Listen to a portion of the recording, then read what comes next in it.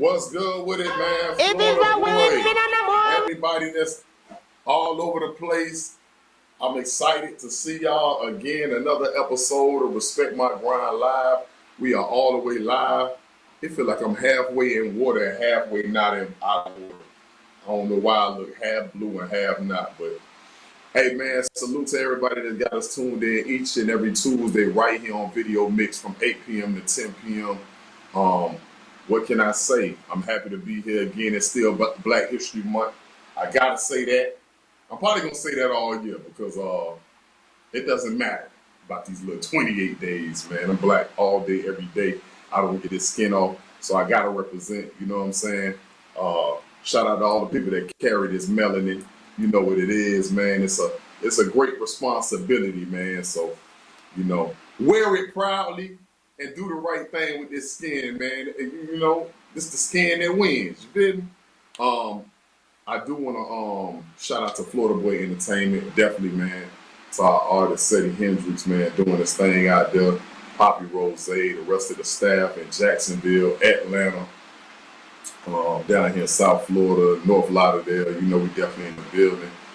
To everybody that got us tuned in all over the world, salute to y'all. Definitely salute to everybody that's in Louisville, Kentucky, man, because DJ Seizure, man, he got a whole mob and family that's tuned in. Definitely salute to my Kentucky family, man. I used to be out there in Morganfield, Kentucky, real heavy, like, you know what I'm saying? Y'all already know what it is. So, I got Shelby coming up, Patrice, and DJ Seizure. Man, I want to take a moment out to say rest in peace, man, to Mary Wilson, man. One of the co-founders of the Supremes, passed away at the age of 76. Beautiful age, man, especially in a world full of people that's dying young. Made a great contribution with the Supremes. Baby love, my baby love. Just like find some of them real my mama classics. You know what I'm saying? I don't know about you. You might have danced to this at the prom. So, you know what I'm saying? Like, I don't know. They made some great contributions, man. That stop in the name of love. That's when they had routines, Jesse. Would it before you break my heart, think it over? Stop playing, Jesse. Don't act like because I'm this age, I don't know nothing. You feel me? What was the other one? I'm trying to think. They had a bunch of them, but that You Can't Hurry Love, that Mama you just have to wait. Love don't come easy. You got to learn to give or take. See, Diana Ross is like the Beyonce of the Supremes. She was like the Beyonce. She is the Beyonce. Yeah. Right. So definitely salute to them and definitely keep them uplifted in prayer, man. Diana Ross and that whole Ross family, and for the other side of things, man, that's a tough loss, man. But to know that you left here, it always excites me when I see somebody leave this planet, and I say, man, they gave a lot of contributions to. They fulfill their purpose. They probably didn't get to do everything that they wanted to do in life, but at least they got a lot done, and they are in history, in Black history. You know what I mean? So it feels good to be doing this show. Excuse me, back at the crib. I've been tired because I ain't getting no sleep because I got people working on my roof and they banging all day, every day. It's horrible, man. I had a leaky roof. That's a whole nother discussion, man. I'm really annoyed about it, but it is what it is. I do want to stay on time with what I'm doing tonight because I got some guests and I want to get into this seizure. Oh, shout out to my Attire 01 Visa. Another black-owned company I'm representing. I told him extra large. He sent me a medium. So no, I haven't been to the gym, ladies. No, I look good. Yes, I appreciate you. Yes, I haven't been to the gym. The shirt too small, but I still wore it gladly because it was a black-owned brother that said, "Man, listen, man, I love your show. I love what you're doing. Can I send you a shirt for you?" And he explained that Visa is like the #1 passport. If I'm not mistaken, look it up. 01 Visa. That's what this represents, man. You know what I mean? I really love the packaging. It came with stickers. I ain't lying. Man, packaging is everything, Jesse. Mm-hmm. Especially with black-owned companies. Like, look, Jesse, look, Oh yeah. the They custom got to spend bags and half their all. profit on packaging, so they. Jesse, I'm showing you because sometimes, we're about to go into some other things. So, especially in the fashion department for video mix. So I want y'all to see everything. And look what I'm wearing today. I'm wearing my own flip flops. You Turn see what that it side out. say. There you go. Bomb. Stop playing with us, man. This is just me test drive. I want to see how these fit. They feel comfortable. I really like them. So listen, I want to get to some videos so we can get to our guests. If that's all right, Let's go. let's do it, man. Oh yeah, we're gonna talk about this coffee when I come back too, man. Let's play some videos, pay some bills, man. You know what it is. I'm just trying to take the roof off. I'm just trying to drink some coffee. Shout out to Color Currency, man. Y'all already know what it is, man. We keep that video on heavy rotation over here. It probably play every hour, man. Like, trust me. That song snaps so hard. Miami artists, if you're trying to get your video played, you need to hit us up, man. You see this big pack? No, this is not nothing bad. This is something awesome. Another black-owned company that we trying to support out here in Miami. They say, listen, we know you drink coffee. We want to mail you some coffee. Can we mail you some coffee? I said, sure. I'm over there making some now. It's probably too late for me to drink coffee, but I told them I'm going to test it out on the air, man. So shout out to Mocha Mommy. Shout out to Captain Magazine. They finna drop in a minute. I am her Evolve. Top notch. What's good? Wildfather. Another studio up here in Broward. I don't want to talk about nothing Florida right now. I'm lying. Speaking of Florida, I got somebody that's from Florida that's in a whole nother place. Are we ready for DJ Seizure? Going on? Because I know he always got something. That's my dog. That's my dog. There you go. What's good, fam? It's been a minute, bro. How you doing? Hey, Seizure, this me without drinking this coffee. I ain't even drunk this coffee yet, and I'm already this loud. Oh shit, but that's us Miamians out there, man. You know how loud we get sometimes. Yeah, you already know. Hey, what's good, man? For the people that have no idea who you are, I'm gonna let you introduce yourself. But this is another person that I always feel like he grinds real hard. Even though he's away, I wanted to bring home to him. So what better way to do it than do it on Video Mix, Miami's own Video Mix TV. We are the biggest station down here, black-owned network that's still going hard after over 10 years. I had to come to where he's at. So tell the people where you are at. You're from Miami, but tell the people where you at right now.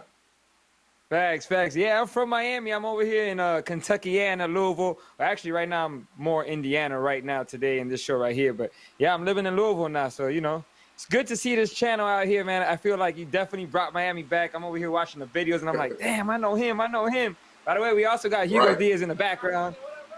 Hugo's out here in the background working the Okay. whole videos over here for us. Hey, So you tell him got to two of the stop playing. classic Come ones. over here. Look, tell him to stop playing and come get on camera.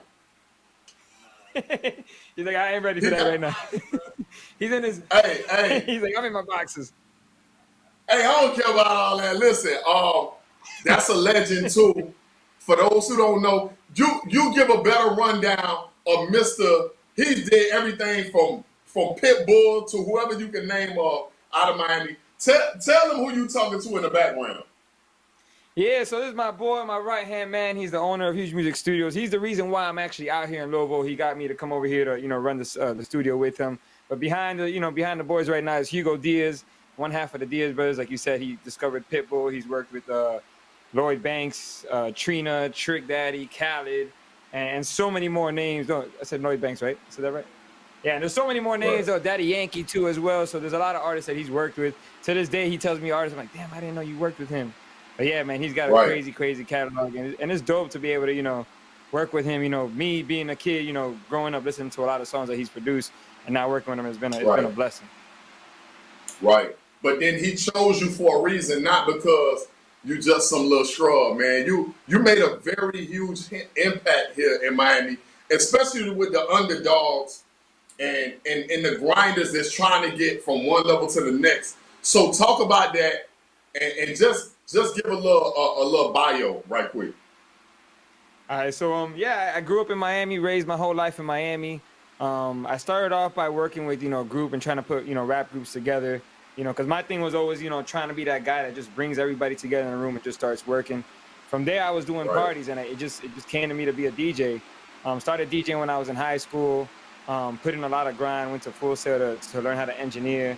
And my thing is, I just love to work. I love to grind. I love to work with people, and I love being in the club, breaking new music. It's one thing to play records, that everyone else plays, but to see a record grow from, the bottom and get to where it's at, that's what I've always, loved doing.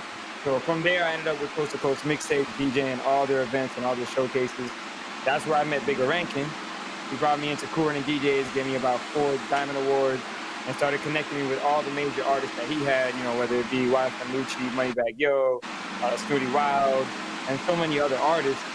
And then, from there, I met Hugo. I met Hugo actually at, where was it at? It was at a lounge, right, in Fort Lauderdale? Right. Yeah, I think it was Blue Lounge. It was at Blue Lounge where I met Hugo. It was Hugo and Briscoe hosting the show. We did 2 shows together, and that's when Hugo and White Mike came up to me and was like, "Yo, I see your movement. Are you signed with anybody?" I was like, "No." They're like, "We need you part of the scene." And since then, You me said and Hugo White Mike. became White family. Mike Really, is like he's like all. a big brother to me now. White Mike is always in the background somewhere too. White Mike be always working too. He's always somewhere in that shit. Hey, Hugo be keeping White Mike busy. You feel me? White Mike is a legend Facts, too now. Facts. So listen, that's a big difference, bro. Like, cause I think the last time me and you been together was at the club. Was it Miami Vice on It was on the either beach? Playhouse or Pab. I think it might have been Playhouse or Pab. Or no, Vegas. I don't know. It was one of those. We linked up It at a might have lot of been places. one of I them, don't remember bro. where it was. Yeah, like we always end up around each other, but you was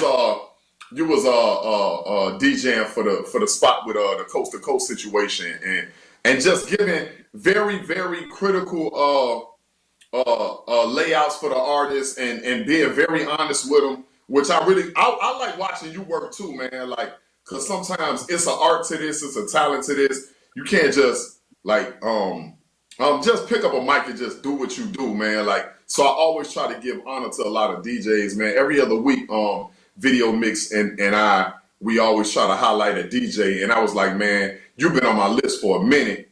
And I was like, man, we got to make it work. And I know we still in the pandemic, but we don't have to be with each other, and still we can be with each other. So I was like, man, it's important to make this happen, bro. Especially since you've been killing it on the Twitch game. You like, I'm so late with the Twitch game. Do not put the gun down. Put the gun down, Caesar. You told me to do this, and I've been taking like a snail and a caveman, taking forever to get on it. But I finally got the Twitch situation, and I'm gonna need your help on that too, bro. But We'll talk. We'll talk. talk about It's funny because Hugo brought it up to me. I didn't even know too much about Twitch. I was like you. I was still like, right, I heard about Twitch, but I didn't know too much. Hugo brought up the idea, and right, I was on tour at the time with Coast to Coast, and I'm like, you know what? If we're gonna do this show, let's bring artists. Let's give an opportunity for artists. Because to me, I heard artists right, all around the world saying, "Yo, DJs don't give me that chance. They don't play my record." And there's a lot of reasons why right. sometimes a DJ won't play a record. But we say, you know what? Forget all that. Let's just go ahead and open up a platform for these indie artists. And this was before COVID. So respectfully, I don't want to cut you off, but I want you to stay right there, Caesar, because sometimes artists don't get to pick your brain. You just said that it's for a host of reasons on why artists can't get played by y'all. Can you go into that a little bit and just so that way it can help condition some of the artists before they even step to you? Facts. I mean, the first thing I always look for when I look for a record is I'm looking for obviously how good the record is. So, I mean, we all know that it has to be a good record. I'm not going to go ahead and put my hands on a record that I don't really believe in, because when I'm in a club, whatever I play, I'm kind of co-signing. I'm telling everyone, like, you guys got to listen to this because I rock out with this record. If this is my favorite record, you got to Right, listen to it. So that's one thing I try to tell artists. And then on top of that, I'm making sure the song is mixed and mastered. I want to see how that artist is working. Are they putting in the grind, or are they just using this as a hobby? And I mean, or are they using YouTube beats? Like me working in the studio, a lot of artists are doing things wrong, and I try to, kind of give them wow, direction on what to do with the records. But a lot of them are getting YouTube beats. They're not getting their songs mixed and mastered. If I'm gonna play, Little Baby's record, your record has to have that same, be on the same level, as far as sound wise, so it doesn't throw everybody off. So I'm looking for that. I'm looking for club records, things that are going to make people move. Unless I'm on my Twitch show, I'm looking for different things. But Yeah, it's how the artist creates the record and then how they approach a DJ.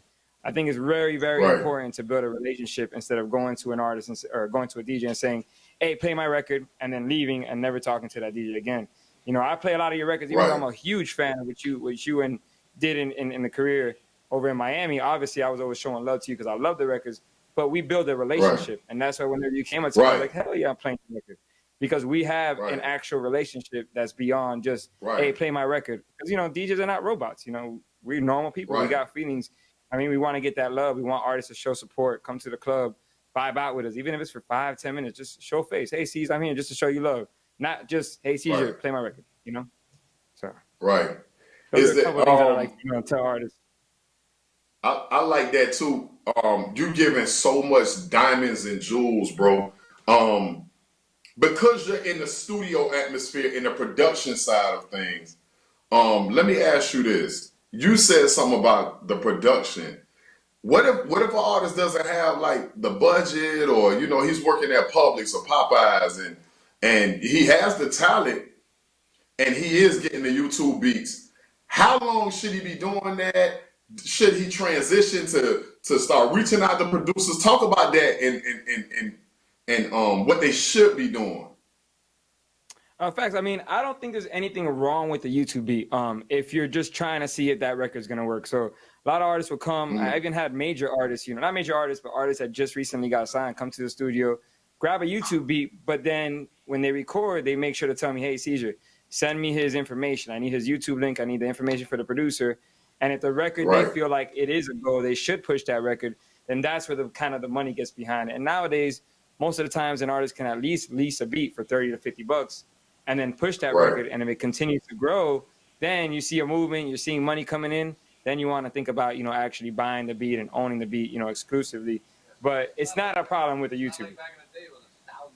Yeah, back in the days, I right, mean, to get a Hugo beat was going to be a lot more than, $50 or $100. So, if the artist is right. really serious, I tell artists all the time, look, we have habits, right? Some people like to drink, some people like to do other things, right? So just Facts. pull that away for a side, maybe a month. Don't go and buy whatever your habit is. Go do something else. Save that money, and then go and buy. Right, Invest into yourself, pretty much. right, right. So now, I was shocked that you left. I wasn't worried at all. You feel me? Because I know you're like if you watch the Crudes or the Creeds, what is it? The Crudes with the little caveman. You know the little Yeah, I know dude exactly who what you're talking know how about. to just you like that little guy, he can go anywhere and he just gonna survive. So I never was worried. I was more because I'm a fan too of yours. Like you always talking about being a fan of mine. I'm being honest, like I'm a fan of yours. So I'm watching in the bleachers like, what he gonna do next all the way in Kentucky? Because that's a big stretch. You know what I'm saying? So you went up there. I remember when you showed me, and I think Hugo was on the live too. This was like a year ago, and showing me Yeah, when we like first opened the the parts studio. of right. You were showing me the parts of the studio that was being built, and I was like, "Yo, that's crazy!" Like, Mhm. um, now we're past the building stage, right? Well, we're still building. We got 2 more rooms to build, so and it's Okay. 5,000 square feet. So, and we built it Oh all ourselves. wow. Like it was me, Hugo, and a couple other guys, about 4 to 5 guys, just building the whole entire layout. There was no walls, there was no electrical, there was nothing. It was just a skeleton, no AC, no nothing. So, Hugo Right. didn't even expect to own a studio. Didn't expect to. It was a random thing. I got a call one day. He was ready to go to Miami. Matter of fact, he's like, "We're gonna go back to Miami. We're gonna open up the studio again." A week later, he's like, "Well, C's kind of walked into a place. What do you think?" And I'm like, "Well, you know what? Miami's got Right. a lot of studios, and if you really want to make an impact, I do believe that's the route we should go. And if you need my Right. help, I'm there." So I wasn't expecting to eventually move out here. I thought, I would come visit, help Mm. out, things like that. Hugo gave me the call and he was like, "Man, I need you out here, man. I think it'll work good for you." I was on tour at the time. I was like, "All right, well, I'm Right. on tour. I got Babylon." But then, just things kept pointing me to this direction. And sometimes Right. I tell a lot of people, that have been around me, my boy Sean, who's on the road with me while I was on tour coast to coast. I told him, I said, "This is one of those things you just can't just say no to, because then what if, you're always going to be thinking in the back of your head, like, what if I would have taken that Right. chance? I'd rather Right. take that chance and know that I did it and whether I failed or I succeeded, I know I did it. So that's why Hugo was like, just come out here for a year and try it out. It doesn't hurt to try it. I was like, you know what? I just called him one day and I was like, I'm on my way tomorrow. I didn't tell nobody in Right. Miami anything. And I made it. and Might have that told and that maybe was one person. and that was like And I was like, 60, let's just see 70 what years happens. ago, and you've been there ever since, bro. Like you've been there ever since. You know You've what's been gone crazy? for a while. I didn't expect, obviously, with the pandemic and everything going on, I didn't expect this all to happen. It kind of like, as bad as it sounds, because I don't want no one to pass away, nothing to happen to nobody. But it was like, in a way, it was a blessing because a lot of things, that I would have been in Miami wouldn't have happened for me. The club's closing down. Right. I would have been kind of like, damn, what am I going to do now? And in this situation, I had an opportunity to run a new business, being the studio manager and actually working with artists and continue to, find a way to make money, So it was a job opportunity for me. And it was in so many You're ways. still in that world, like no different from DJing and all that. We're gonna go into some videos right quick. We gotta pay some bills. We're gonna come back with you. Do not go nowhere because I want to talk about the future of this whole empire that y'all building over there. Yeah, Caesar, DJ Caesar. Yeah. I ain't got. Yeah, I forgot I ain't got my grill in. And y'all seen DJ Seizure was in there. He was in a baby stroller. I think I was like probably like 16 or 17. I remember being in high school because my You was sister actually not knew 16 Pitbull. or 17. Yeah, I was either in 10th or 11th grade when that happened. I was just talking to Hugo right now. I'm like, how old is Pitt? He's like, he's about your age. I'm like, dang. Yeah, so he was 17. I was about 15, 16. Yeah, he was 17 in that video. Hold on. You try to move real fast. You say he used to date your sister. No. He knew my sister. Because his friend dated my sister. Look at Hugo laughing. I said Hugo up. The rest of this interview is to see how many times I can make Hugo laugh. Oh, he's been cracking up the whole time in the background. Hey, Hugo was like, I'm not, where are you shooting the video at? Little Havana. Nah, I'm not going over there. I'm not going. You never seen Hugo in the video. I seen Cubo. Hey, tell Hugo this. Everybody in that video dead except Cubo and Pitbull and Deadlock. Everybody else is dead. Like, I don't know what. All those people crazy. Dead. That was a long time ago. That's back when we wore nightgowns. That was what? Hugo, early 2000s? Everybody outfits was 4X. Bro, for real. Did you see that? Everybody like they was wearing pajamas and shit. We shot at the biggest. Hey man, don't be violating on here. Keep it clean. Listen, I do want to say Mocha Mommy. Shout out to Mocha Mommy. This was Brazil Santos. I am drinking it, so I'm about to get louder. Jesse just gonna have to get mad. One thing I go ahead. No. I was saying you from Miami, so coffee's all around Miami. You're used to that vibe. Yeah, it ain't no Cuban coffee though. It ain't that crack. Cause boy, for real, man, that Cuban coffee. Whew, you know what's funny? People out here don't know about it. So when me and Hugo make it for them, they're like, "Bro, what was in that coffee?" I'm like, "It's just coffee, man, but it's Cuban coffee, so be careful." Okay, answer this. Can you just go to any store and get Cuban coffee up there? You can't get it like that. You can't. It's not like Miami where you can just go about any corner and grab it, right? There's a very few spots to get it from. You have mainly restaurants. There's a couple Cuban restaurants. What's funny, actually, this is a third biggest state with Cubans. So they got a couple Cuban restaurants, and they have one Cuban supermarket store. Because, I was looking for that Cuban bread, and we were looking for years, this whole year. We finally found a spot that has Cuban bread. It has all the pastries. Wow. I hit up Hugo. I'm like, bro, I found the spot. It's like the golden treasure right here. He's like, bring me at least 3 loaves. That's funny, bro. Like when I was living in Kentucky, I went to Earl C. Clemens, bro. I was in Job Corps.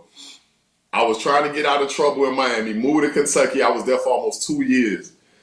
Hell, I made my first son in Kentucky with my son's mother. Like literally, bro. Like I was in Henderson County. I used to go to Evansville, Indiana, and I also went to Louisville a couple times when our basketball team played them. But when Jesse played the Roots song, it blew my mind because I had a couple shows with them, Nappy Roots. When he played Nappy Roots, I had the last show I had with them was when your man died from Kentucky, Stack Bundles. Static Major. Right. So that was around that time, bro. Like when he had the Lollipop song. Yeah, man. Yeah, And that's what that I was a met. huge That's record where I too. met. Yeah, that's why I met DJ Efeezy. DJ Efeezy wasn't from Miami. He was on a radio station in Kentucky, and I was on tour, and I met him, and we kept contact. And then he came to Miami. I was like, look how small the world is. And it goes back to what you're saying, Caesar. It's good to keep relationships. Because what if I had like a bad face with him, or I'm like, oh, you from Kentucky? Yeah. No, bro. Like I always been the same way I am with you. I try to be with everybody. You feel me? And he ended up coming to Miami and then playing my music more on the radio station. Go figure. I got a question. Go ahead. Caesar, what's up, bro? This is That's Jesse, why man. relationships I are so got a quick important question. because What do it's you like having think? a homie. You know what I mean? You're always going to take care of your homie just like you're going to take care of somebody who you build a relationship with.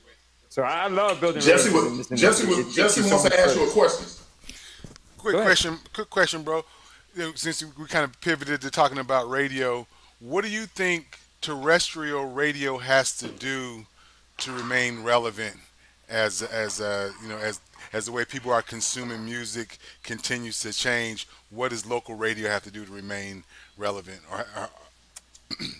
Oh man, it's a hard one because radio. Me and Hugo talk about it all the time. Radio is more like is really just an advertisement company. But what I have noticed is coming from Miami and listening to the radio shows over there, and then come over here in Kentucky. I'm not, and other cities too. When I listen to the radio stations, I'm not hearing shows anymore. When you're in Miami, Nasty's gonna be on at a Wow. certain time, and you're excited to listen to Nasty or Entice because they're gonna bring you a Right. show. They're gonna talk. Khaled was great at putting a show. Now, when I listen to the radio stations over here, it's Right. just a couple songs being played. Maybe the host will say a couple things, but there's no DJ going Right. in the mix, talking to the host, them talking to the fans, via Twitter and DMs and all this. And I feel like when I listen to the radio stations in other cities, I'm like, why? That's such an important part of being on the radio because it brings a show. Right. Anybody can play records, Yeah, but can they you do a bring lot a of show? voice This show right tracking. here. I You mean, guys are talking, doing all. I think that is a big element with the radio that voice needs to come tracking back. I guess voice tracking is so much more cost efficient, but it steals the life out of radio to me. When you can drive from Miami and all the way up through Jacksonville, and you're just kind of the same vibe the whole way. Right. It used to be different. I went to college in North Carolina. I could drive from North Carolina to D.C. and the vibe would change between Greensboro and Raleigh, Durham. Yep. Between D.C. and Baltimore, it was a difference in music You hear between the the difference. go-go and the house and all that. You But hear now, it. so when radio does all the consolidation, I think that steals away what I think when communities have. I remember when there's a Ricky Smiley morning show was on here in Miami. I said we're too Yeah. big for that. I mean we're Miami. We don't need a syndicated morning show, in my opinion. I said we have. Right. That's why Trick and Trina I think are doing so well. Absolutely. Right. What's crazy? I actually heard Papa Keith on the radio up here, and I was like, wait a minute, I know that voice. That Papa Keith? Yep. I had to go back, and then I finally heard him say, this is Papa Keith. I'm like, what? Yep, He's that's syndicated that over voice here on tracking. the iHeart station. Yep, that's that voice Yeah. tracking. It's the same thing. Stitches. You'll hear her, and for me, it's just so crazy especially when they try to make it sound like they're there in that city. The time checks Right. and the temp and all this other sort of stuff, and you're like, man, but you're not even. I Right. don't like that myself. Yeah, I was like, there's no way Papa Keith is up here. I just heard him in Miami 2 weeks ago when I was in there. But that's Yeah, another and thing. I've Like, heard you don't other hear DJs do DJs that doing too. live mixes either. Right.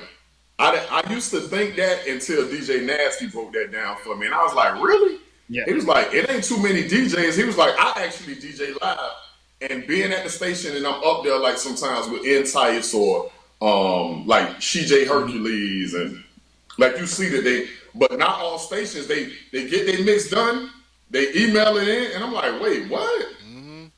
Yeah. They want to That's control. how They I want to see that control many- what plays. A lot of times, because you don't get a chance to be backing up and dropping bombs and all this stuff. Is real. They have a kind of a chokehold on what gets on the air and what doesn't, and timing and True. research and all that BS. Plus, I don't. I they know. can I just don't. do it in their house. It's kind of cost efficient at the same time, where they don't have to pay the DJ to Yeah. be at the station, have a booth, and where they're actually going to mix. I know I don't have a lot of time with you, brother. Before we go too far, I need you to let people know how to get in contact with you. Definitely, definitely. I mean, you guys can find me on IG, all over. All my social medias are the same, is at DJ Seizure. We're also live every single Monday and Wednesday night, except this Wednesday we're going to be on Thursday night from 9 to 12 on our Twitch channel, which is twitch.tv DJ Seizure TTV, where we help out the artists. So those are my two platforms where you can find me at. Like I said, I'm always live doing the show, and then I'm always on my phone on DMs, IG, and all that, so you can contact me through there. I want to talk about the future of what you got going on, but I do want to hate a little bit.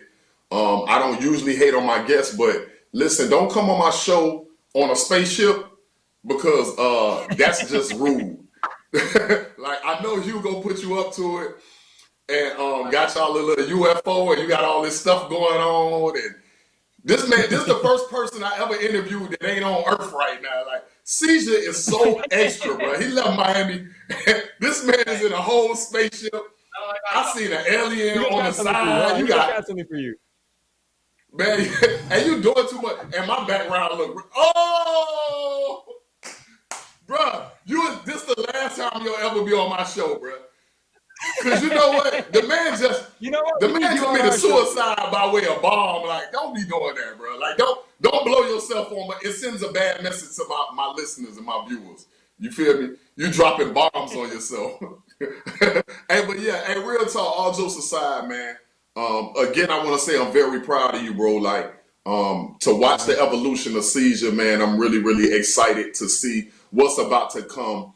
But can you give me a preview or what we walking into, even with all the pandemic and stuff like that going on? Tell me what that's on your calendar, because even you being in Kentucky was not on your calendar 5 years ago, 3 years ago, maybe 2 years ago. Right. So talk about that. Tell me what you got going on. Well, right now, we got the Twitch show. We're working that. We're here all the time, Mondays and Wednesdays. And then my schedule has been crazy busy because I'm managing the studio. I'm engineering now at the studio as a head engineer. So I'm always in the lab. And then we're expanding the studio. We're building 2 more rooms. We're trying to make this, the hit factory, the Circle House for Louisville, Kentucky, because we see so much talent out here. And then soon, now that I'm starting to see clubs reopen again, I've been, talking to a few different people to try to see, what I can make happen out here in Louisville. Hopefully soon I'll have some more club gigs, but I have done a couple of clubs out here, and they're interested. Right. Yeah, and we're building, we're in the same building as the radio station where, Efeezy was at. So we're in that same exact building, doing what we can for the artists. And they definitely making money because they got spaceships, man. I love it, man. Like they really, they got that foreign money. Like, he's always trying to find new things and new ways to make the show exciting. Yeah, I know, bro. Like I'm literally traveling to a different planet right now in the background, bro. Like I seen y'all fly past Star Trek and all this. I'm like, yo, this is crazy. So, did it hurt you bad? Like the whole coronavirus situation, because you came into 2020 with a plan, like we all did. I like to hear like what real quick, because I know I ain't got a lot of time. I got to get to my next guest. Did it hit you hard, and how did you get over it? It was kind of in between both. As a DJ standpoint, I was on tour with Coast to Coast, and all of a sudden, I saw the schedule just kind of going lower and lower and lower. And our last stop was New York City, right when it was in March. And that's when I knew. I looked at Sean, I said, this might be our last tour date, for a while. I wasn't able to get any gigs up here in Louisville, but on the backside of it, being an engineer, opening up the studio a month before, the pandemic happened and having so much excitement in the city for our studio opening up, that kind of balanced it out for me. I wasn't DJing as much, but I still, we had the business in a sense kind of booming.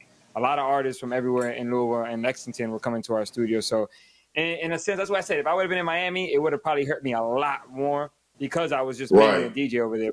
Being here, I'm not able to DJ, but I'm able to run another company and, still be in the music industry and still help out artists. All right, this is what I always need my guests to do before they leave my show.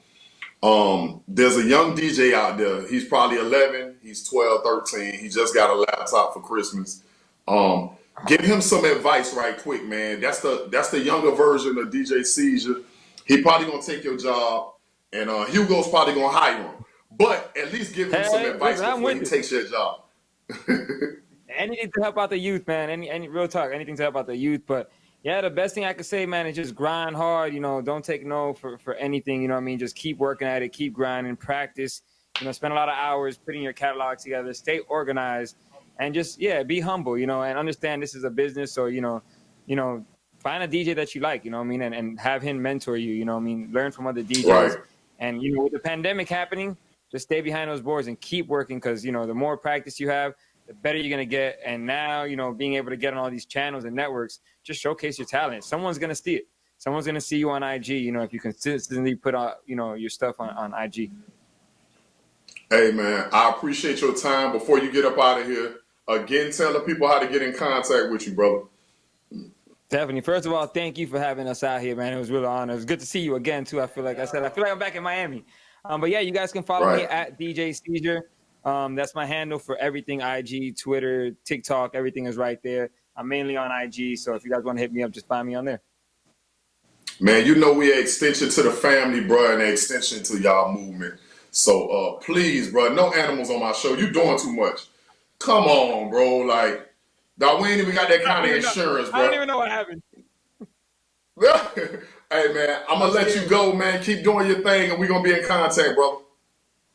Thank you, bro. Much love. Man, you already know what it is, bro. Respect my grind live. Hey, man, I'm starting to feel older and older, man. I got pictures with everybody in there. Me and Bone Crush at the Source Awards. Me and Young Bloods at a concert. I was talking to Sean P on Clubhouse yesterday, man. So it's good to hear him being productive. One thing that we didn't get to touch on was the Super Bowl. First and foremost, Whitney Houston is still the greatest of all times when it comes to, the national anthem. But I'm almost about to put Jasmine Sullivan number 2. She did an awesome job. What do you think, Jesse? She did a great job, and it was really nice. That gave her some momentum. I know she got a new project coming out, so that gave her some momentum.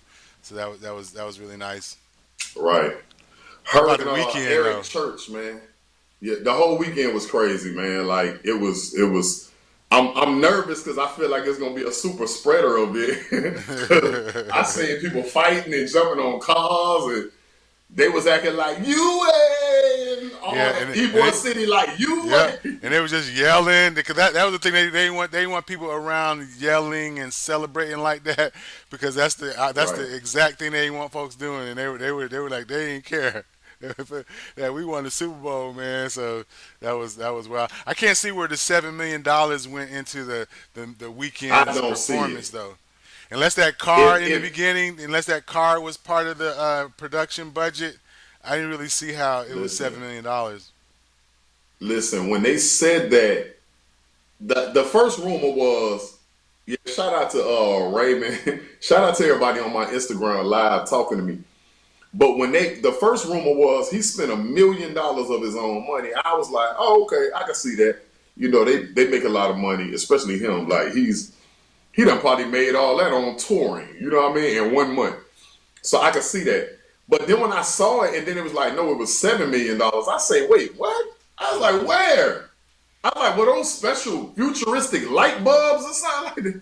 Was that maze? 2-3 million? I ain't understand it. Like, even when I think down to choreography, and I'm like, bro, that ain't no $7 million. I Yeah, ain't see it. because that definitely wasn't no 4K phone. He was in that looking like he was in the fun house, walking around. Right. That looked They like got so that looked many like an memes. iPhone, and not even the new Right. iPhone that one was, man. That's I Clark. don't know. Clark checking in. Clark, who we had on a couple weeks ago, he's checking in from Canada. He said, man, he heard it was $7 million. You right, Clark, but I don't see it. Even when he was in that maze, you see all the memes that they make it like, oh, when a Haitian mother hears that you playing rap music in the house, she's more like, bro, like it was funny. Listen, we could talk about the Super Bowl all day. I do want to say I'm so thankful that trophy's coming home to Florida. Might not be coming home to Miami, but we can go down the street and visit. So salute the Champa Bay Tampa Bay. You know Oh, we what I'm got saying? shout out before we go to the guests. We got to shout out. You know, Antonio Brown, of course, from the crib Oh, yeah. with Levante They David. said he wasn't gonna be nothing. Right, Right. They Levante said he David, wasn't gonna be and nothing. also Right. I got to send a special shout out to the brother that plays cornerback number 24. He's another product of New Right. Orleans, in a Carlton Dade Carlton David. County. Yeah, man. Right. And so he Dade really County was redeemed all in that himself. Super Bowl. Because he really Right. got a lot of the blame for all those points that were scored in that first quarter the last time those teams played, and he really came back. The whole game plan. I mean, Todd Bowles, another former Dolphin connection, the defensive coordinator. Right. He was a Right. Dolphins interim head coach. You know, folks leave here and go ball out when they go other places, man. But I don't want to hold. Let me I not don't hold know up what we doing. Miss Shelby. I don't want to hold her up, man. Y'all go ahead and do your Listen, thing. man, let's do it, man. Shout out to Shelby Patrice on the line. Another Hey beast. y'all. Another beast in the Hey. skirt. What's good, man? You live on my television show. Say hi to my viewers on channel 8.4 Hey, down here chaos in Dade viewers. County. Dade Yeah, man. County So 305, born and raised. yeah, that's the home. But where are you at right now? I'm at home in Dallas. I'm at the house, You're all the way in Dallas. So you know. for the people that don't know, you are a beast in a skirt. You interviewed me, and I liked a lot of things that you said, but I'm gonna let you do most of the talking, and you're gonna run this whole show today. So don't be scared. So now, for the people that have no idea who you are, business wise, I feel like this is the beginning part of you being like this Voltron and Transformer into the whole game, right? Mhm. Talk about that a little bit. Tell the people who you are and what you do. So basically, my name is Shelby Patrice. I was previously Miss Black Kentucky USA 2012 and also Miss Texas US Let's clap it up. National Let's clap that up. 2016. Clap that up. Come on. So Come on. I I'm basically, like you said, I'm just business now, and I've learned that it's money. And I started Budget Right. University, and it's growing, and I'm excited. And I'm excited I was able to work with you to really just build a platform of financial literacy for, of course, African American community, everybody, really our generation, the young ones, because we just got to stop spending money frivolously. And it's not about keeping Right. up with the Joneses. Social media is so major, and I feel like it's time to wipe out the crazy following of going to the club, and we have to start following motivation. And I've learned that we're on social media checking it. Sometimes it's the first thing that we check, but really the first thing we need to check is a motivational speech or something, or get the money, Right. rise and grind, so you can get in that mentality. So I'm just here Right. trying to teach people, like, let's build wealth. Let's share. Everybody can eat at the table. So that's what I'm about. Right.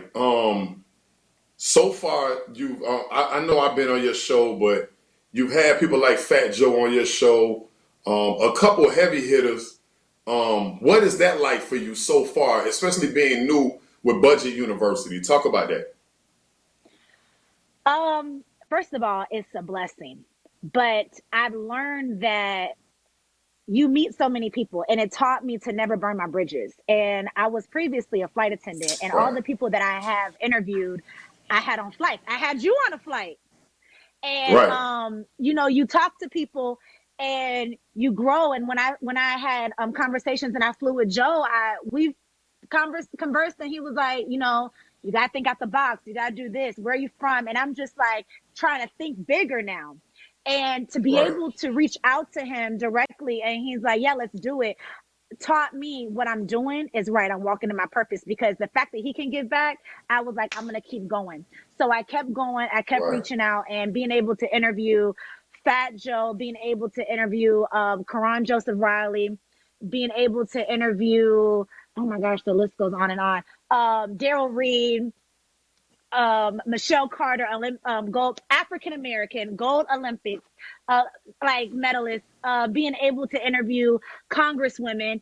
I'm super excited because next week we're interviewing the Florida senator of Senator Jones. He's going to be on Budget Wow. University, and we have other couple people as well. We're just waiting for the PR teams to come, but really just grateful and thankful that they're able to use their platform and to use their voice to talk about generational wealth, because you can hear from me and we can hear from you, but I feel like if we hear from other platforms, it's going to make sense. And that's the goal, is just to make it make sense. So to be able to reach out to them and for them to want to do it for a good cause really just means a lot. So with that being said, because you gave like a pretty good list, and I still feel like it's in the starting. Give me the top three that you'll probably faint if you had to interview right now. And not literally faint, but just like, what is your, like, this is how I know I interviewed these 1 million people, but these three is my last, final, and my favorite and the best of all time. Go ahead. Okay. I would definitely say, oh my, top three? Top three. Okay. Number one, I would say Rick Ross, because Okay. outside of That's the music and his entrepreneurship skills, his impeccable. mindset, his Right. mentality, his way of giving back. A lot of people don't know that Mr. Ross moves in silence. There's a lot of things he also does that we don't know about, that he builds and he gets wealth from. This man, we talk about 7 streams of income. He probably got 77. So I would love to get his mentality on why he did it, because I understand he went to Albany State University. So to have that degree and to still use it outside of music as like an outskirt of it, I would love to know how he maneuvered that, but still uses music. And with his children, I would love to know what he's doing for his legacy to leave it behind, and how he's doing that to build generational wealth for not only himself but for his kids and his grandkids. So Right. he's one top heavy hitters. I would also say President Barack Obama. The reason why Right. is because if I was to interview Rick Ross, I would get the mentality that he sees it growing up. But now I'm interviewing Barack Obama because I'm getting the political standpoint of money. I want to know what goes on behind closed doors down there. They could tell us what we really need to be saving for and what we really need Right. to be watching Right. out for. So that would help me with that mentality. And the last person I would want to interview is David Banner. He's amazing. Wow. Yeah. So if I was to get those three, at least one, Rap City. Right. That's awesome, man. That's Yeah. a good selection. Dang, I've been around 2 out of the 3, man. Like, and I got a chance to kick it with David Banner a few times before the gray hair, and I just knew this day was coming. I knew that what y'all see now, I saw it back then, right before he started wearing business suits at. If you see like the pictures that me and him got at the Source Awards years ago, and I'm like, dang, I knew it was coming, and he's always been humble. Every time I kicked it with him, it was like, dog, he had like me and him grew up together or something. Like, and he don't know me from nobody. The same way, the same story that you have about Fat Joe is the same story that I have with David Banner. I used to have his number in my BlackBerry too, and then the motherboard burnt down, and I was like, I lost Akon, Blackberry. I lost everybody with that BlackBerry. Oh man, that was a horrible time. Like I'm still suffering. So now, as a woman in the game, what Mm-hmm. do you feel like? Is it really? Does it hit you, or do you demand that respect, or like? Because I hear a lot of complaints from women, like it's harder for us, or things of that nature. Like talk about being a woman amongst all these lions, tigers, and bears. It's not, I don't personally, in my standpoint, it's not hard for us. We make it hard. It's mind over matter. You you have to write it down. You have to make it plain of what you want. So I feel like if you could do it, I could do it too, because obviously I'm here. I'm not going to get this vision and not be able to execute it. So I feel like with being a woman, you just have to go hard, just twice as a guy does. A lot of people will say, yeah, but we're not equivalent. A man has the same, we're not the same, and like, we're not equal. But I feel like what he says, I could do it just as better. I feel like Right. it's about what you know. It's your mentality. And as a woman, I'm gonna fight for it, and I'm gonna go with what I want. But at the same time, I'm gonna stand from a woman's point of view. When it comes to wealth and it comes to my business of Budget University, you're gonna look at it as a man's point of view, but I'm gonna look at it as a woman's point of view. So for me, with Budget University, we have a part of it where it's like I'm talking to single moms out here. I'm talking to single women out here. I'm talking to women that are dating. I'm talking to women that are married. And I tell them it's okay to secure your own bag. That's the purpose of budget as well. We can't. I remember with our interview, like we were talking about, you can't, and I still stress it, you can't go into a relationship like, okay, I'm good, he got it. Nah, baby, you got to get it too. And it goes with building Right. the table, because, you just can't think because he has this and he drives this type of car, but he has the job. I'm going to do this. It's totally okay to have your own money. It's totally okay to get that LLC, get that EIN number, do what you got to do and make a name for yourself, because if all else fails, you got to have something to back up too and still be able to eat at the table. Right. Right. That's true. That's really, really true. Yeah. So team wise, do you feel like you got the team that you need already, or is it just you're a one man army right now, or you're not considering a team? Because I kind of see you moving around and doing your thing, but is there a staff in place for this university? Is there a community that you building? Talk about that. Right now, I'm definitely building a community. Hmm. I'm not necessarily bringing anyone on just yet. It's still growing. I'm still learning myself about it. I feel Right, like when it comes to certain things, closed mouths don't get fed. So I'm not scared to right, ask for help. I feel as if, when I need that help, and when I need not so much inspiration, but when I need that extra hand, I'll definitely ask for it. But I feel like right now I am a sponge. That's exactly what it is. I'm a sponge. I'm sitting right, here and I'm taking everything in, because as I'm building the community, but I'm also saying, what do you need? What is it that you want to know? What do we need to do to help you? So I can know what sources I need to bring in for Budget University, and I can know where it is that we need to help them at. So some people could say, I need help with credit, or, I don't even know where to start with saving money. I don't even know how to create a budget, or look, I'm getting a divorce and I don't even know where to start with this. So right now I'm learning on what subjects to cover and what avenues right, to cross before I even bring in a team, so I can sit down with a team and say, okay, what are you right. good with this legally? What are you good with credit wise? Are you good with budgeting? And Are just you good creating with this? that Because Rolodex too, like creating that yes, whole yellow pages. And you know what? Like yep, talking to you, I feel like and it ain't really a comparison, but I had and Jesse knows because I had Brian Hippolyte on my show. He's an author, and he has Manifest University, and he's been doing it for a while. He has an awesome story, man. I don't know how connected you are with him, but I got to link y'all together because he's a definitely. heck of a guy to know. Because um um with his situation, he was a 9 to 5 worker too, you know what I mean? And then he left his situation, got into investments, got into real estate, took that money, start writing books because he's still in the music industry. Wrote a couple books. Then he created subscriptions for Manifest University. Now there's a whole layout for it. Man, we're gonna talk about it when we come back.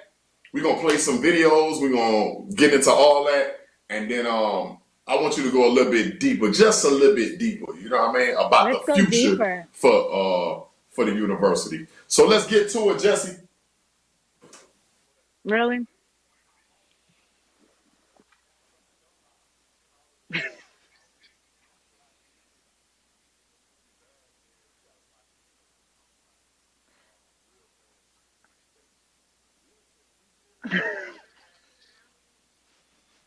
Get money. Get money.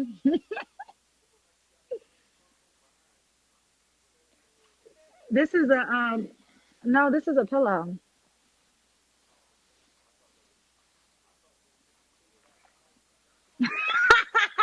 Listen, yep, did, and it's right here on the couch. So did. What's that?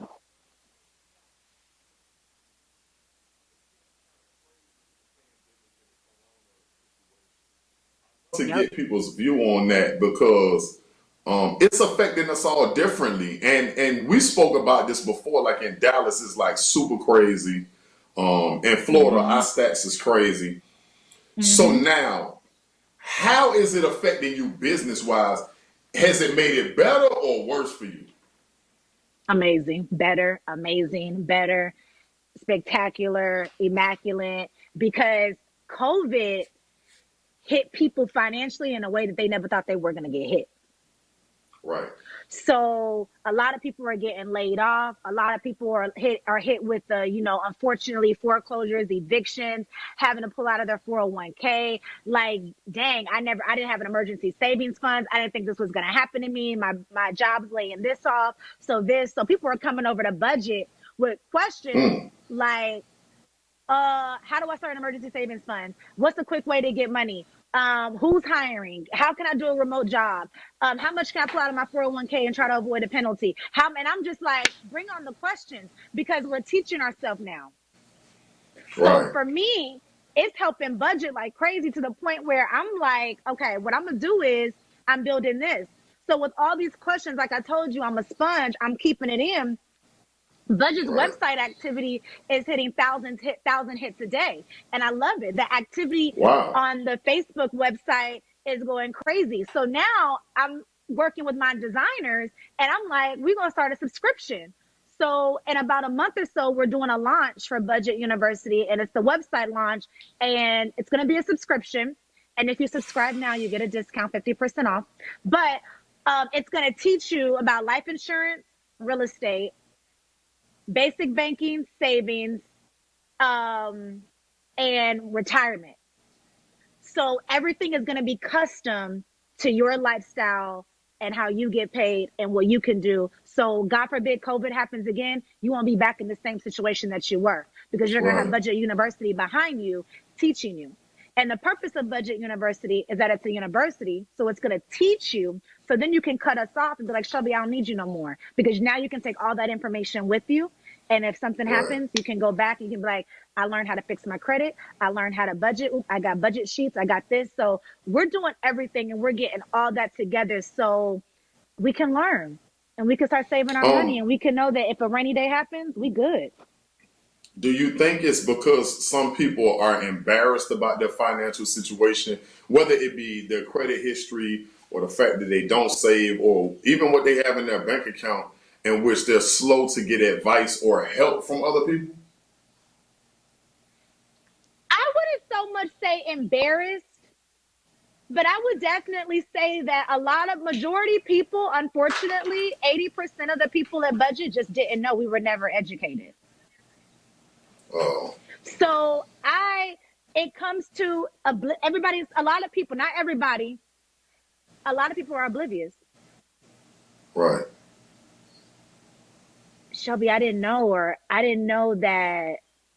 Oh my gosh, I should have did this. I should have been did this. Wait, so what's matching? You mean to tell me that my job could contribute this amount? So a lot of people just did not know. So I don't think it's so much embarrassment, but I really think it's the fact that a lot of people just didn't know.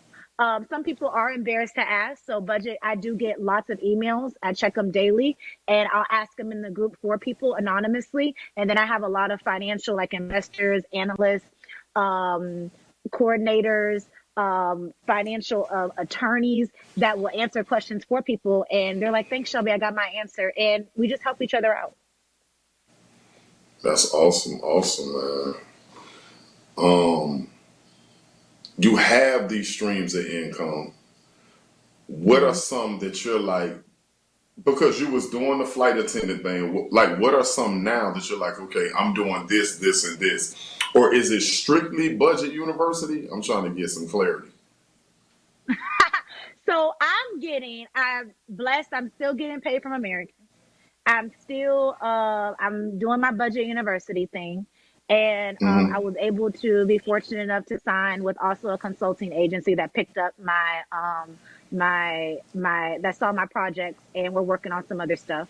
And then I also am doing my hosting gigs on the side, which I'm super excited about, which is a shift through budget. And then of course my adoption advocacy. So I'm at 5 right now. Oh, and then I'm renting out some property. So I'm at 6. So I'm to the point Oh, where I'm like, okay, I got to get that 7, but I don't want 7. I want more than that. But I don't, at the same time, I don't want to be money hungry. But I will say that you build an avenue, and when you build when you build a road, different avenues and streets will come about it. So when I built right, budget, other people saw, well, she does hosting. Let's see if she could do this. For example, right. I reached out to Karan Joseph Riley, love him, actor, and saw something that he was doing, a movie premiere. Next thing you know, I'm at a movie premiere on a red carpet interviewing Poochal and Claudia Jordan, which I'm super excited. That drops in 2 weeks. So it's different avenues, and so avenues are being created for me. So I'm excited, and it's just other streams, and you got to stay, but you have to also walk in your purpose and walk in your path and make sure that it's the right fit for you. So that's how I'm doing it. Because not all How, money is good how money. important how important is the time management? Because you just gave me like a whole like layout of what you do. That's a lot of different directions, but it's still in the same community. Yeah. Um, I time management wise, I'm my own manager, and I've been my own manager for years. I have a notebook, it's in my purse, and literally in there is nothing but tabs. It looks crazy, but it helps me with management. Like, perfect example for you, I had 3 alarms set that said chaos, chaos, chaos, chaos, chaos. So I'm here in front of my computer, and it's an alarm going off so I don't get distracted and go to other things. So I feel Right. like you have to set all these alarms I set alarms in my phone.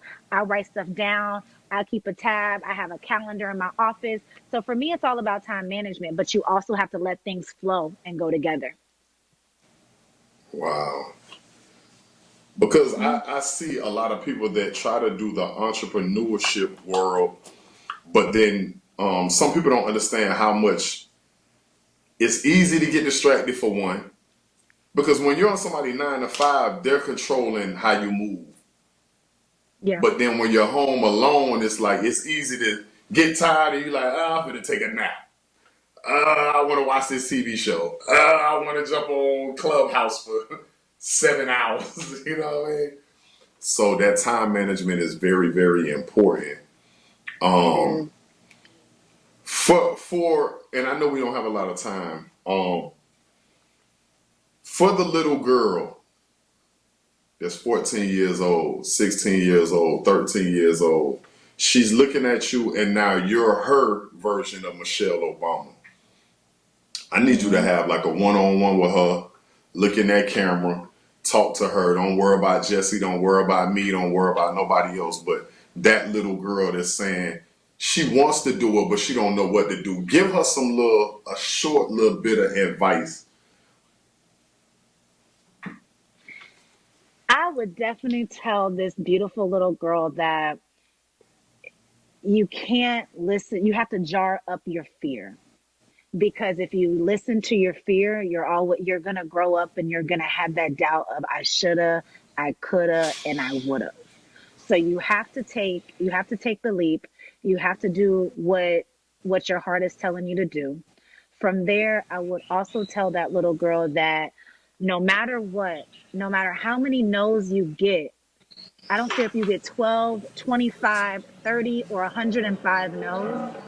All it is, it's going to take one yes to change your whole entire life. And that's what happened to me. And you have to believe in yourself, and you have to clap for yourself before anybody else claps for you, because when people see you clapping for yourself, they believe in your confidence, and it's all about your walk. If you walk like it and you talk like it, then everybody else is going to follow you, like, she got it, and I'm going to follow her, and all the doors are going to open up. So that's what I would tell her. Man, that's awesome advice, man. And move in silence. I want to say that to her, and I want to say that to my followers, man. I know we get excited and want to share about our vision, our dream, and sometimes give up too much details prematurely. You know what I mean? Like Mm-hmm. sometimes you got to go through a few trimesters and not even tell nobody that you're pregnant with this gift or this blessing because people will either try to help you miscarriage by stressing you out, or they'll help you abort it. You know what I'm saying? Or sabotage the baby. They might, mess up the brakes. Sabotage men. Can I tell a Like story for about real. moving in silence? Move in silence, Do man. I have Go ahead. time? It's your floor. Go ahead. Okay, so y'all, for real. So I had a really good friend. She was really excited about this project. And I mean, about to fly to New York and everything. And I was like, that's huge. So she was real, real excited. And I knew when she told us at dinner, there were several people at the table that weren't for her. So when she was telling the story, because you could tell she was excited and elated. Well, I didn't know old Right. girl applied for it as well, and she didn't get it. So I Mm. kid you not, Wow. 2 days later, she came to my apartment crying. And I'm like, what's wrong? What's wrong? She said, the people in New York emailed me and said that they saw some old videos of me, this and this, that somebody submitted, and how I'm not a good lead, I'm not a good whatever candidate for this position because Wow. of what I did years ago. So I'm like, what? Who would do that to you? Well, the streets start talking. A month later, it got back and said, you know that she's the one that sent that because you got it and she applied for it too and didn't get it. So people want to always say, why do Wow. you move in silence? Like, why didn't you tell nobody? Or why didn't you tell nobody you was interviewing Puchar this? Because what you fail to realize is I don't know who's out there against me. And ain't nobody. I know everybody says, well, what's for you? What's for you? What Wow. Yes, I agree. But at the same time, there's people that don't want to see you win. Right. And I always tell people, move in silence. There's no need to make noise because that's what a press release is for. All I got to do is post it and Right. press send. I don't need to make noise. Wow. That's what a press release is for. So move in silence, and that's how I operate because I have a lot of projects that I'm so excited to talk about, but I don't tell nobody but my mother and God, and that's it. 48 laws of power. Wow. It's true. It's true. Jesse, what's on your You never mind? know.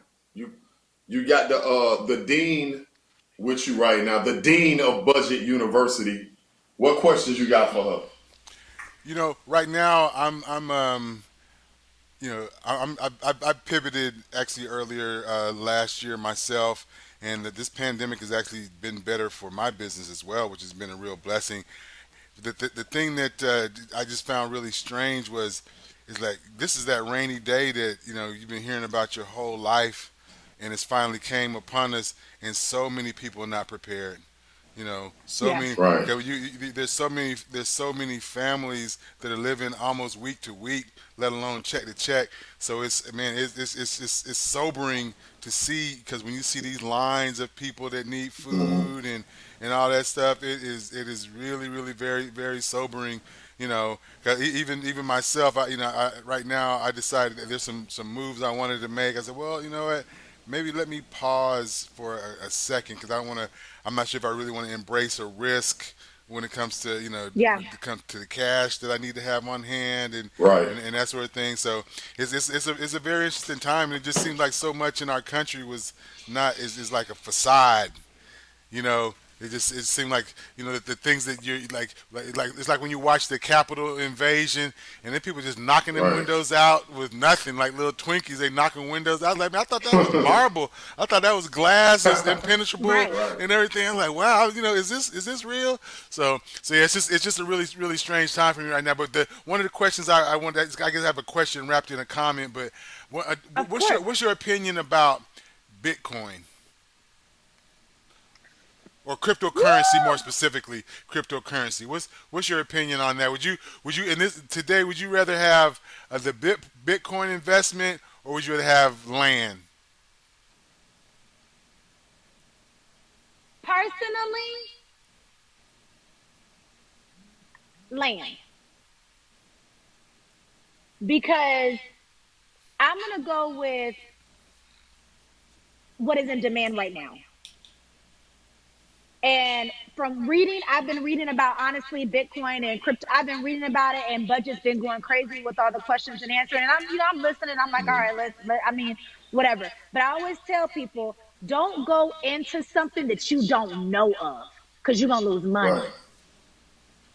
So I'm gonna go with land because I know I've been through the home owning process. I know I know the ins and outs. I know what's in needs. I know what's not.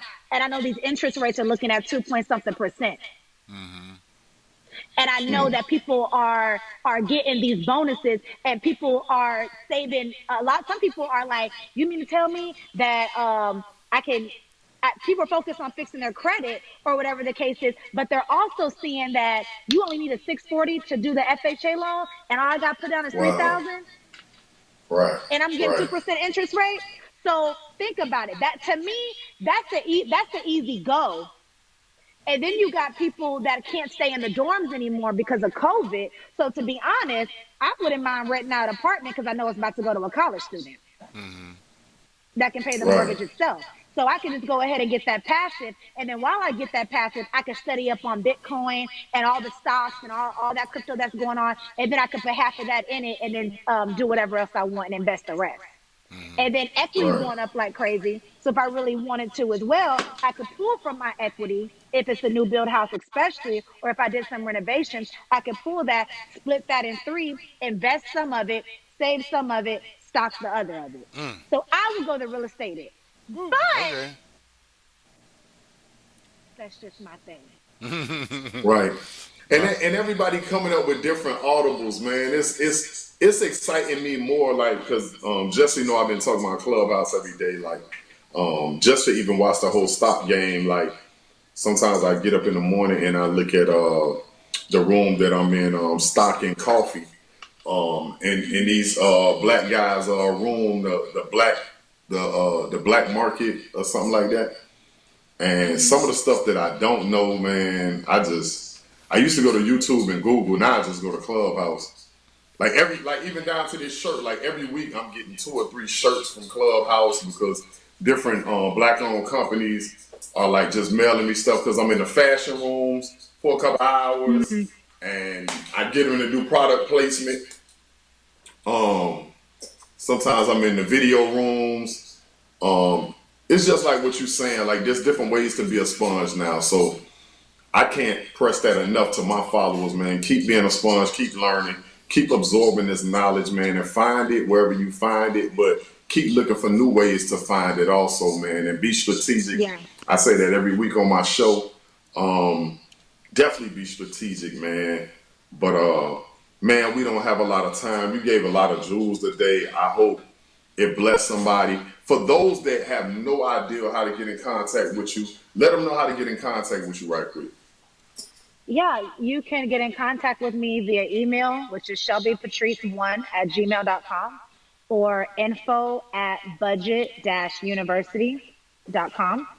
Instagram, Shelby Patrice _. Facebook, Shelby Patrice. And Facebook's private page, Budget University. It's the white icon with the blue and green lettering. That's our logo, and it's Budget University. And I'm here, and let's work. Awesome, man. I didn't get to talk about no movies this week. I mean, I ain't get to talk about a lot of stuff, man. I ain't get a chance to talk about no cooking because I ain't really do too much.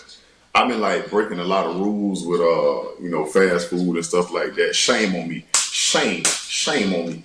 But movie wise, I haven't did anything. I've been watching a lot of Nigerian movies and African movies on Netflix. Oh, I did check out because it's been in my checkout list on Netflix, the Love and Spectrum, where it's How was that? got autism dating.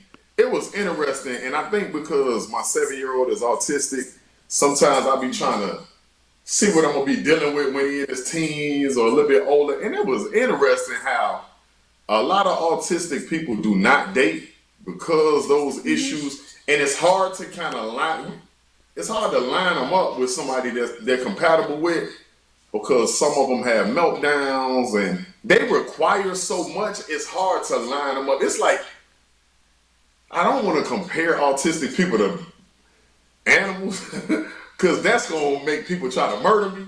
But it's like trying to see if two babies will get along just Yeah. because it's two black babies or two puppies. Oh, I know they're gonna get along, but this puppy's aggressive and this puppy is lovable and huggable.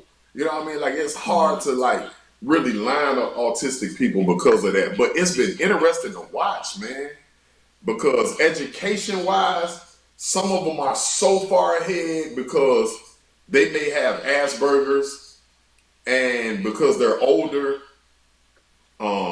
they're on a part of the spectrum where they're really educated, but they have issues like when they get really excited, they can't sit still.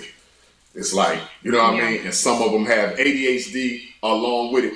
And so it's other underlining issues on top of having autism. But that show, Love on the Spectrum, is very interesting. Oh, the Tiffany Haddish, They Ready season 2, that's really funny. Like I checked that out too. I didn't see that. I gotta see And that. and also I always watch The Meat Eater. Um because I don't know, I like outdoors, and ever since I've been stuck at the crib a lot, I like watching them dudes go out and hunt, and they know how to kill a deer and then kill a bear, and then they break down how they cut it up out there in the wilderness, and then they can fish Have it. you seen This kind American of Skin? Oh, I want to see that one. see what? American American Skin. Skin.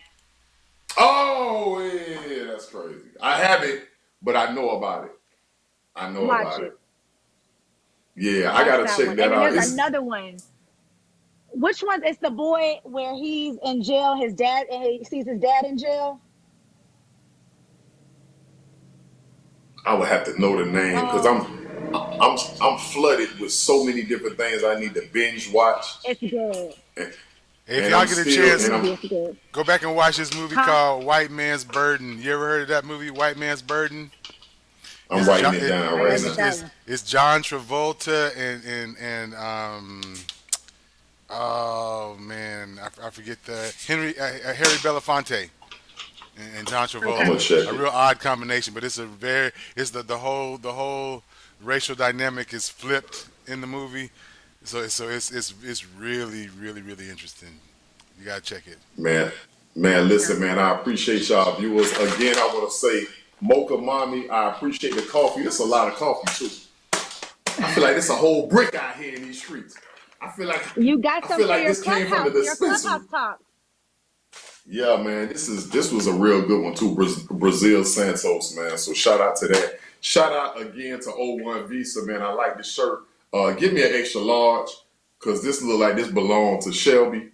And people out here What? thinking I've been to the gym. People think I've been to the gym, but I ain't been to the gym. I was just about to ask you, have you been to the gym lately? Nah, this shirt too small. But listen, but it's alright. You get it?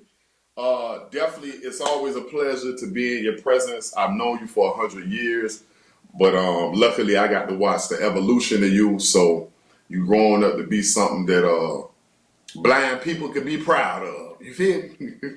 So I'm still waiting for salute my to you, man. voiceover studio session.